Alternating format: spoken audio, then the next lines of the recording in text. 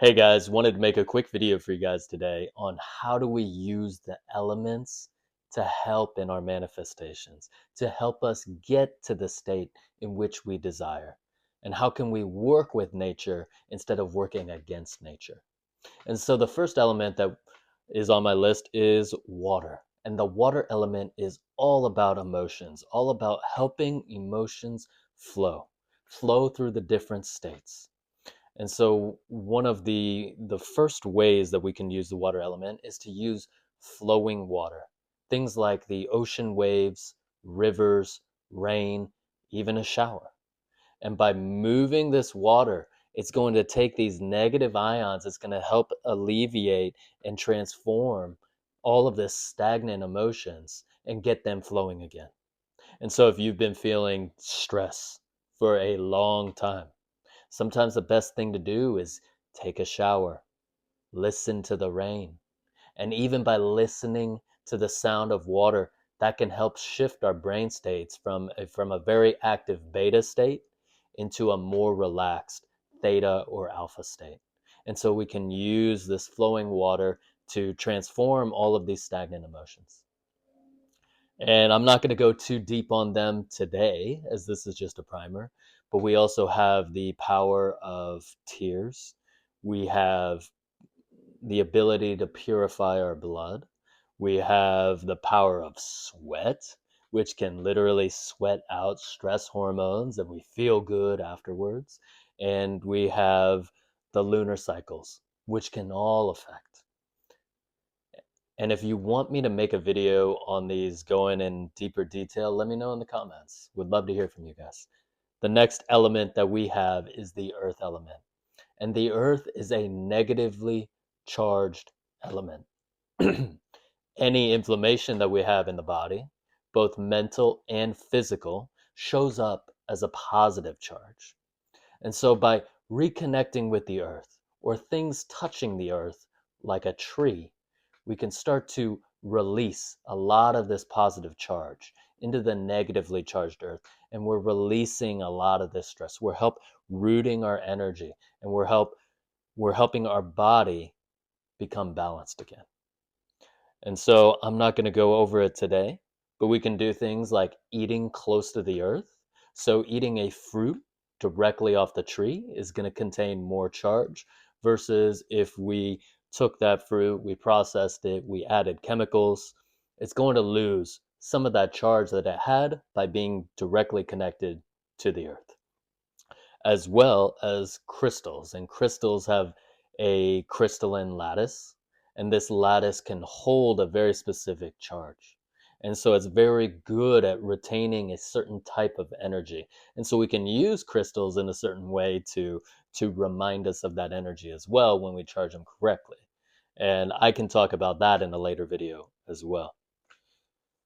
Next up, we have the air element. I'm sorry. The air element is all about our breath, the air that we are breathing.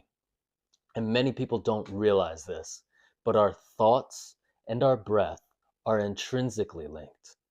And so if we're breathing shallowly, we're breathing indoor air, it's stagnant, it hasn't been moving, then our thoughts are also going to be shallow and they're going to be more stagnant. We're going to feel like I've had all of this time to think, but I'm not coming up with the right thoughts.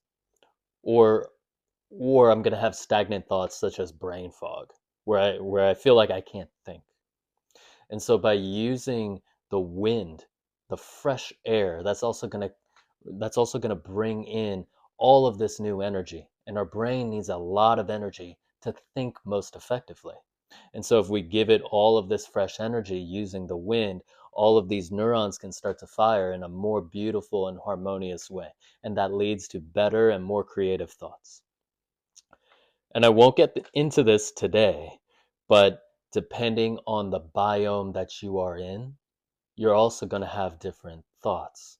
So one such example is if you are walking through a forest, you are going to have the energy of wonder and curiosity. It's almost going to feel a little bit mystical compared to if you are walking directly on the beach. It's going to be a much more energizing um, wind and breath.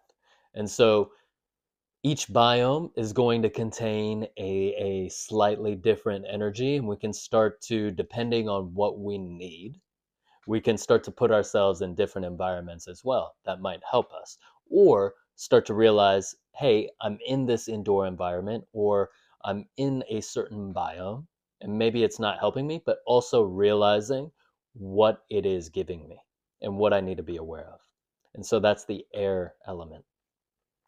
And lastly, we have the fire element, the solar component of our lives. And I think the easiest way to explain this is if we compare it to nighttime, when we are sleeping.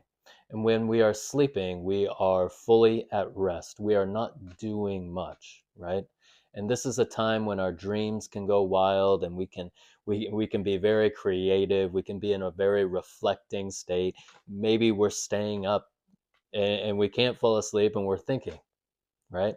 But our body is not doing as much. And so the solar element is all about taking those thoughts, taking those emotions, and help transforming them into action.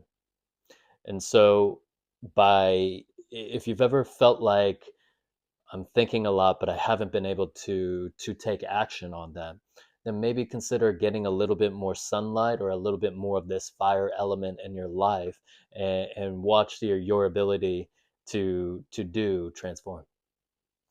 And so we also have different ways in which we can add the fire element through things such as peppers and ginger. It's going to set that in our digestive system. And we also can move our bodies in a certain way, which is also going to ignite that fire element as well. And so I hope this helps you guys. This is kind of just a primer. Wanted to just throw this together. If you guys want me to go deeper on any of the elements, or if you have any questions, please drop them in the comments below. Thanks.